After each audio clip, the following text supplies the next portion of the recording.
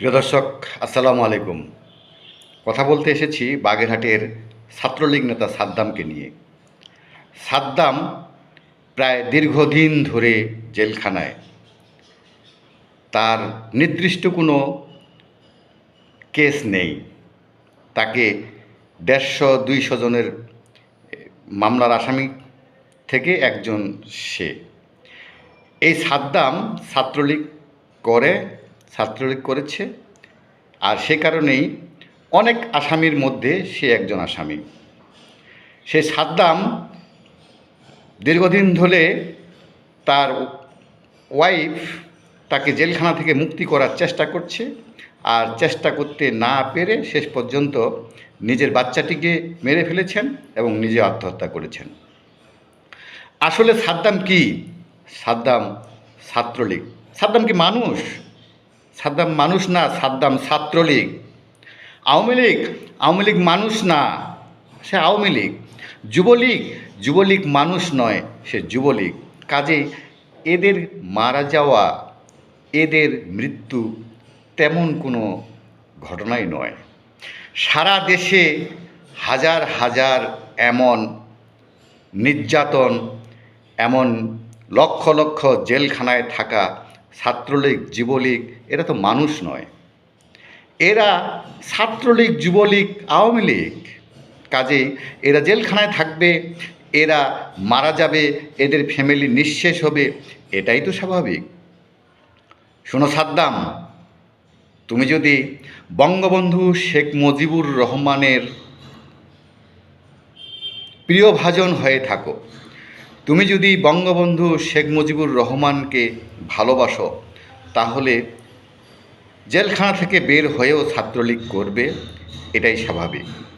তোমার মতো এমন হাজার হাজার নয়, লক্ষ লক্ষ সাদ্দাম সারা বাংলাদেশে বঙ্গবন্ধু শেখ মুজিবুর রহমানের প্রতি ভালোবেসে, মুক্তিযুদ্ধকে ভালোবেসে ছাত্রলীগ করে, যুবলীগ করে, আওয়ামী লীগ করে। তাদের প্রতিও নির্যাতন হয়েছে, এখনও হচ্ছে। রাজনীতিতে বাংলাদেশের এমন ঘটনা, এটা বিশাল কিছু নয়। আমাদের পার্শ্ববর্তী দেশ ভারতে এমন কোনো ঘটনা ঘটে না, কিন্তু আমাদের দেশেই ঘটে বারবার। 21শে আগস্টের মতো গ্রেনেড হামলা হয়েছে, এটা বাংলাদেশের মতো জায়গাতেই। এটা কিন্তু পাশের কোনো দেশে এমন হয়নি। 21শে আগস্টের পর 24-এর যে আন্দোলন, তেমন একটি আন্দোলনও হয়েছে নেপালে, সেখানেও কিন্তু তেমন হয়নি। এটা বাংলাদেশ, এদেশে এমন হবে, এটাই স্বাভাবিক। শোনো সাদ্দাম, তুমি যদি বঙ্গবন্ধু শেখ মুজিবুর রহমানের প্রতি অনুপ্রাণিত হয়ে থাকো, তাহলে তুমি ছাত্রলীগ করবে, তুমি নির্যাতনের শিকার হবে, এটাই স্বাভাবিক। শোনো সাদ্দাম, তুমি জেলখানায় থাকবে, এটাই স্বাভাবিক।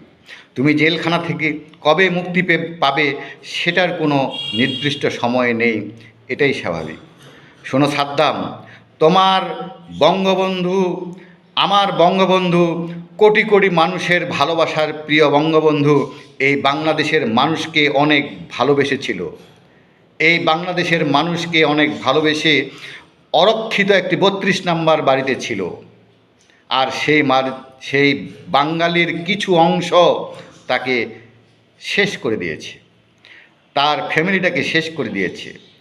এই বাঙালির কিছু অংশ এখনও আছে যারা স্বাধীনতার বিপক্ষে, স্বাধীনতা চায় না, স্বাধীনতাকে ভূলণ্ডিত করতে চায়। শোনো সাদ্দাম, তুমি যদি সঠিক আওয়ামী লীগের হয়ে থাকো, তাহলে মনে করবে তোমার দেখা আওয়ামী লীগ, তুমি যে আওয়ামী লীগকে পছন্দ করেছো, তুমি যে আওয়ামী লীগের অনুপ্রাণিত হয়েছে, সেই আওয়ামী লীগ বঙ্গবন্ধুর আওয়ামী লীগ এক নয়। এই আওয়ামী লীগ দেশের উন্নয়নের জন্য কাজ করেছে, তারা কিন্তু দেশের যে রাজনীতি সেটার দিকে দেখেনি। তারা আওয়ামী লীগ, যুবলীগ, ছাত্রলীগটাকে সংগঠিত করেনি, তারা সঠিক সময়ে সঠিক সিদ্ধান্ত নিতে পারেনি বলেই তোমার আজকের এই দশা। শোনো সাদ্দাম, তোমার নেতা তোমাকে অনেক অনুপ্রাণিত করেছে, তুমি মোটিভেশন পেয়ে ছাত্রলীগ করেছো। শোনো সাদ্দাম, আওয়ামী লীগের অনেক মন্ত্রী এমপি অনেক বড় বড় ব্যবসা করে, আর এই ব্যবসায় যারা লেনদেন করেন সাধারণ পাওনাদার তাদের কাছে যেতে পারেনি, তাদের কাছে ঠিকমতো টাকা পায়নি, যেই কারণে সাধারণ মানুষের বিশাল ক্ষোভ ছিল। শোনো সাদ্দাম, তোমার নেতা, তোমার এমপি মন্ত্রী এমন বহুত ঘটনা ঘটিয়ে পালিয়েছে। শোনো সাদ্দাম, তোমার মতো এমন অনেক নেতা আছে যারা নিভৃতে কাঁদে। কাজেই তোমার মতো এমন অনেক নেতাই যারা জেলে আছে, তাদের জন্য শত সহস্র হাজার লক্ষ মানুষ হয়তো তোমার জন্য দোয়া করে, তোমার জন্য অনেক বেশি কষ্ট পায়। শোনো সাদ্দাম, তুমি কষ্ট পেও না। এদেশ এমনই, এদেশের রাজনীতি করতে হলে এমনই থাকতে হবে।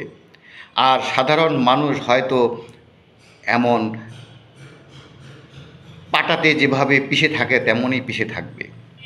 যেভাবে মেটিকুলাস ডিজাইনে স্বাধীনতার এই সুন্দর দেশটাকে ধ্বংস করেছে, আজকে সেই ধ্বংসের উপর দাঁড়িয়ে আমাদের দেশটাকে যারা পরিচালিত করছে তারা বলছে যে এমন উন্নয়ন দরকার ছিল না, পদ্মা ব্রিজ দরকার ছিল না, মেট্রো রেল দরকার ছিল না, ফ্লাইওভার দরকার ছিল না।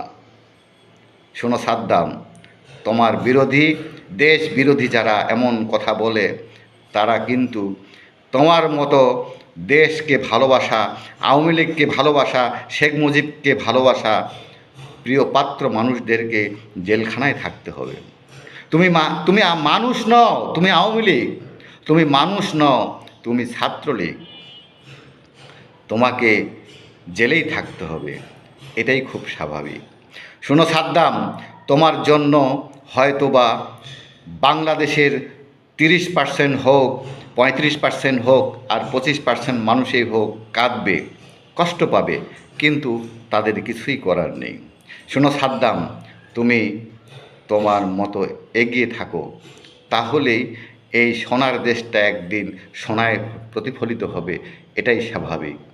তোমার জন্য কষ্ট, দুঃখ সাধারণ মানুষের পাশাপাশি আমারও রইল সমবেদনা।